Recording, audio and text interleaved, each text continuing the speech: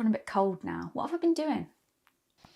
Hi guys, so in today's video I am going to be trying to create my own alien plants. Hence all the houseplants in the background. That's not all of them. I hoard houseplants. That's the one thing that I cannot resist when I go to garden centres. So why do I want to draw alien plants today? It's a bit random. Well, it's because if you are new to the channel, I have created 2 books so far with the help of my daughter Lily. And as you can see, they involve some sort of space travel. And in the backgrounds of a lot of the illustrations, there is scenery and there is plants. There are plants. So in book 1, they went to the bouncy planet. I don't know if you would class that as a plant or more of a sort of fungi. They're on sort of bouncy, squishy fungi plant creature things. Then there was planet Zag, where they went and they saw these little bug creatures getting stuck in these sticky trap plants. There was the Candyland planet, where all of the plants were edible, like edible candy tasting plants. That one's obviously most kids' favourite planet. I'm now working on book 3 and there's a couple more alien worlds and I've just got really stuck. I'll show you what I'm on and what I'm stuck on. Okay, so here they are on planet Litus, which is a beachy planet. Oh, why is my hand doing that? Which is a beachy planet, and I'm quite happy with these trees here. They're kind of like alien-y palm trees. So this is another planet that I actually haven't got a name for yet, and I haven't actually finished the background here because I got a bit stuck. So this is little Aurora and Chip, and they've ended up stranded on another planet. So I'm quite happy with I've done a sort of twisty willow tree. I wanted it to look a bit kind of foresty, but I just need a bit more plant life on there, like around the rocks and things. Now this is BB's world. I'll show you BB. You might have already seen this in my previous video where I sculpted BB. Now she is blue and pink. So that's why I made the willow tree kind of twisted blue and pink, because I figured that she would need to camouflage in that environment. So I have had a very quick look online, and there are some what looks like really amazing artists who already design alien plants for things like video games, movies, books, series. It's one of those things that you don't really think about. You just kind of take for granted when they're in the background of a movie, but someone's put in so much time and effort into designing that scenery. But I kind of didn't want to do too much research into other people's artwork because I didn't want to kind of be influenced by their creative process. I wanted to just go down my own creative process with this. So me and Elle took the kids to the park yesterday, and I was thinking about my video today, and we were chatting about it, and he was like, well, in Jurassic Park, the person or people who created the sounds for the dinosaurs actually took lots of sounds from nature, like an elephant roaring. Like an elephant noise or a lion roaring, and they smushed them all together and like layered them together and created these dinosaur sounds. And it's part of the reason why they sound so realistic, because it's actually come from nature. And then that was like a light bulb moment, because it was like, well, maybe I could do that with the plants. So I had a quick look online yesterday on Google, and I made a big list. And today I'm going to use a spinning wheel, just an app that I've got on my tablet, and I am going to randomly select, I think I'm going to go for 2 creatures per plant, and I'm going to try and create 6 plants. Now, some of these creatures I have absolutely no idea how you say their names. I'm just gonna wing it and correct me if I'm wrong. Yes, as you can see, I haven't paid for the full version, so there are adverts on the bottom, and adverts will pop up in between each spin, but you know, I'm stingy. Without further ado, let's spin it. Spin the wheel. Nope. Okay.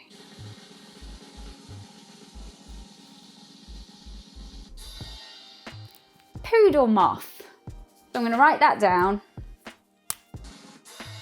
Poodle Moth again. Okay, let's spin again. We can't just do a Poodle Moth plant. It needs to be mixed with something. Giant water lily. Plant number 2 is going to be glowworm. An advert. I don't know how to pronounce this. Glaucus Atlanticus. Plant number 3, Nautilus. Pronouncing words is not my strong point. I don't know why I'm doing this to myself. Rafflesia. Plant number 4, Spiny bush viper. Octopus. I know how to say that one. Number 5, Tristerix. Star-nosed mole.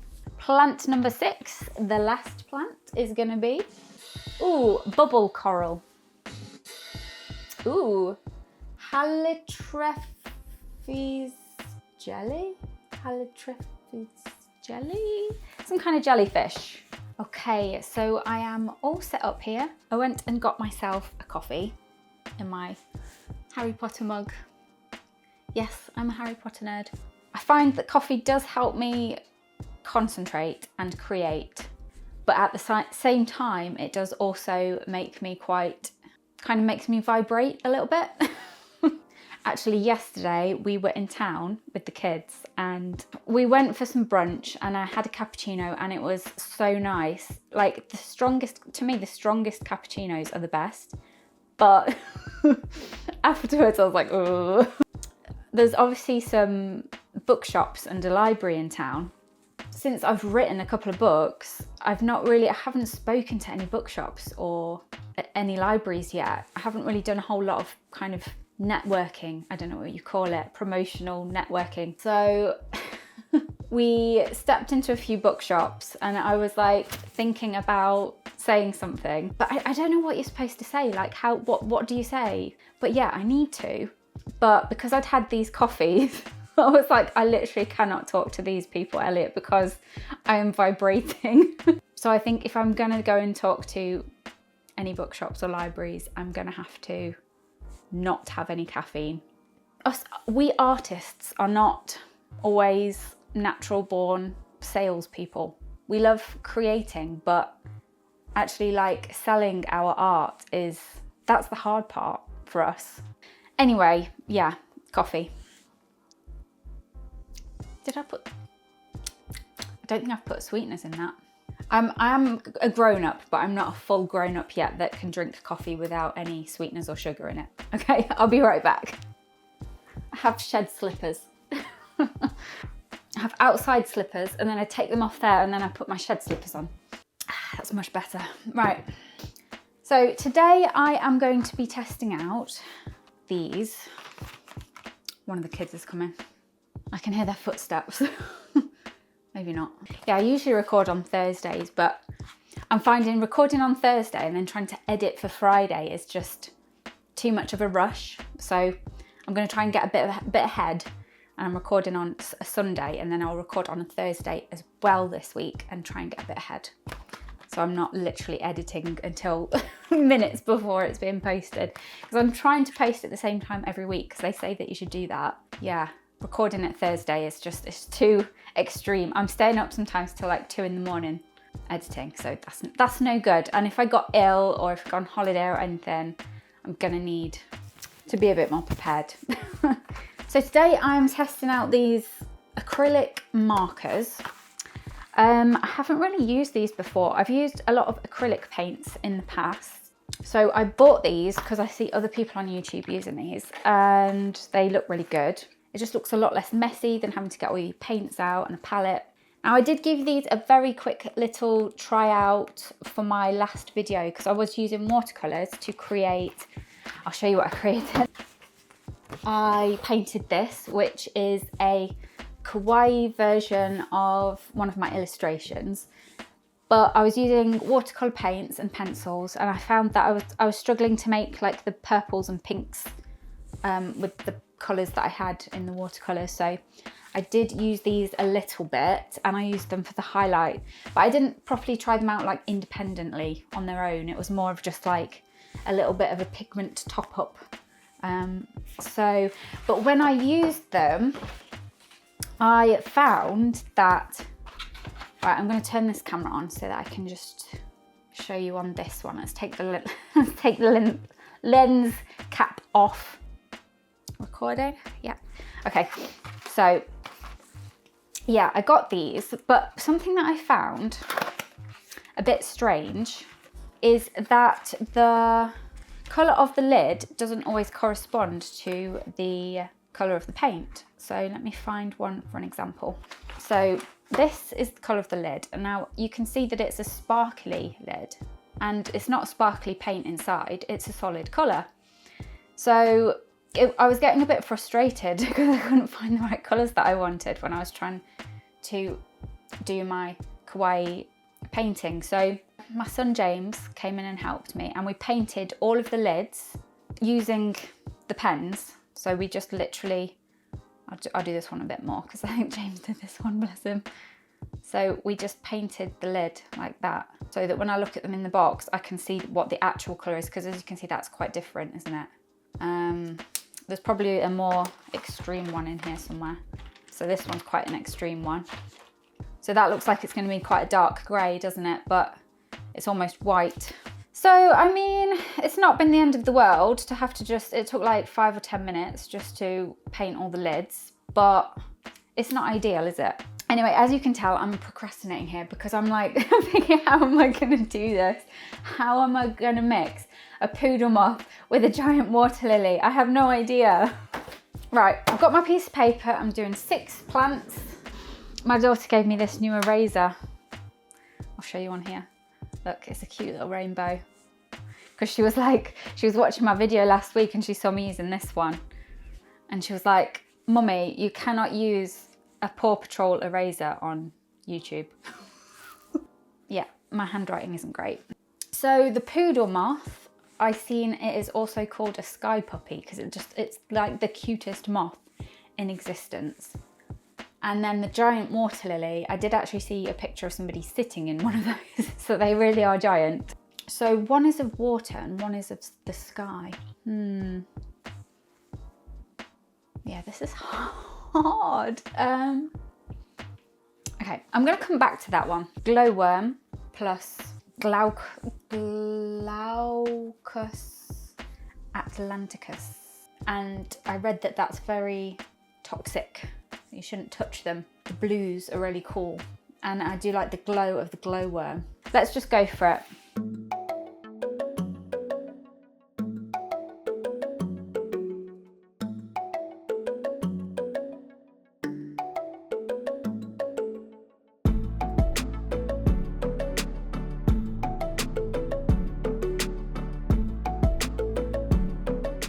We have a plant number 1, well, it's actually plant number 2. So yeah, quite happy with that. It does look like a 12-year-old drew it, but we get the idea. And I actually quite like it. It's a little bit pineapple-ish. Right, number 3 is the Nautilus, which is some sort of sea creature, and the Rafflesia is, I think it's like the stink plant. It's like the world's most stinky plant.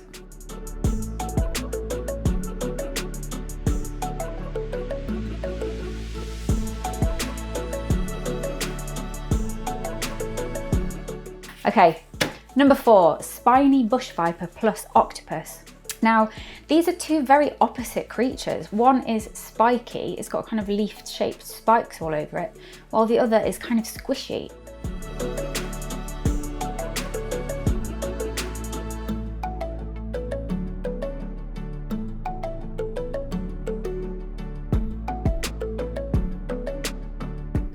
Number 5, Tristerix and the star-nosed mole.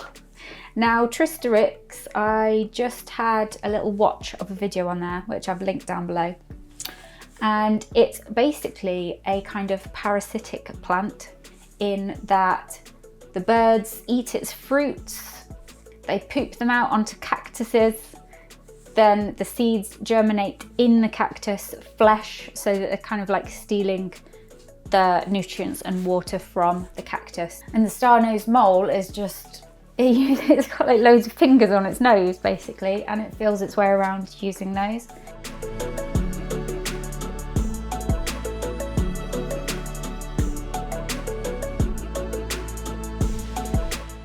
Okay, I'll work back into that in a minute, but I'm quite happy with that. Number 6, bubble coral and Halitrephes Jelly.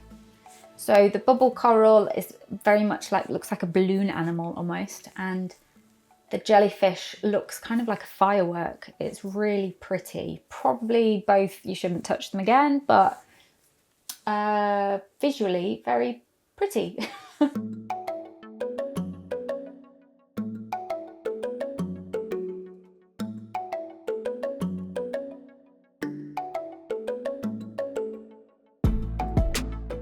Okay, so we've got our bubble coral jellyfish tree. Okay, so now it is time to go back to the poodle moth and giant water lily. Hopefully I've warmed up a little bit now. Now I want this to be a water plant.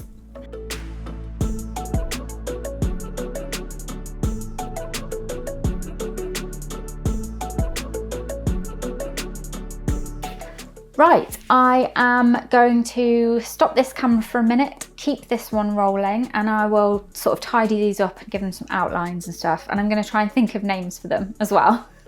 And I'll be back in a jiffy.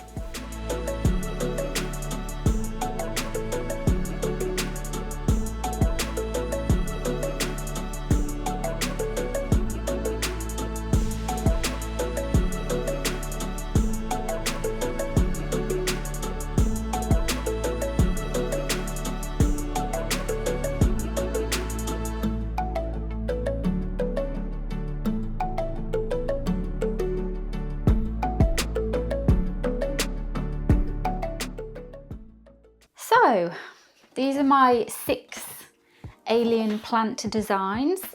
So this one was the poodle moth and the giant water lily. That's probably my least favourite one. I think maybe if it was different colours, it might have looked better. If it was more like purple and blue or something and pink, a bit more. It just kind of looks a bit too much like a strawberry that's going mouldy. Then this one was the glowworm and the sea dragon. I quite like that one. So the middle of it glows. Uh-oh, my phone battery's on 5%. Okay, whew, 4%.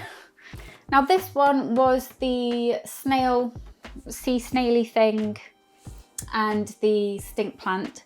And that actually looks a little bit like the Pokemon. Is it Bulbasaur? I didn't mean to do that. I've literally just combined those 2 creatures randomly that were randomly chosen by a wheel. And I'm starting to wonder if maybe that's how they've designed Pokemon. And that he was actually inspired by the stink plant as well. Then there was this one that was the octopus and the spiny bush viper, which was this kind of spiky snake. That's probably one of my favourites actually. Then this was the one based on that Tristerix, and which was the parasitic plant that lives on cactuses, and the star-nosed mole. So it's got kind of feelers and it's living off the side of the tree. Then there was this one, which was the bubble coral and the jellyfish. And that's actually, I was expecting that one to come out really bad, but that's actually ended up one of my favourites. I really like the kind of drippy looking tentacles, and I can't say that I've ever seen anything like that one. So like that one has turned out quite sort of standard alien plant, even though I do like it. They're kind of like standard alien plant looking, but that one I don't think I've ever seen anything like that before. I don't know, which ones are your favourites? I tried to have a little think of names, but I couldn't think of any. So if you can think of any names for these, I think I've used all of my creative power for today into making them visually to think of names for them. So yeah, I definitely wouldn't have come up with any of these without the random spinning wheel. So I would definitely recommend that if you're struggling for creative ideas. You could do this with animals as well. Yeah, I might use 1 or 2 of these. I might not use all of them. So a lot of them look a bit too jungly, that's the only thing. So they might be better on the beachy planet rather than the foresty planet. Okay, so I think that's about it for this week. Next week it's actually going to be World Book Day. So I might post my video a day early because I've got something kind of World Book Day themed planned. So I'll probably post my video on Thursday. It will be Thursday the 6th of March, my next one. By the next day, it'll be like irrelevant. So I'm gonna have to post a day early. If you have enjoyed this video, hit the subscribe because I plan to make lots more like this. So yeah, I shall see you next week, a day early. Ta-ta for now.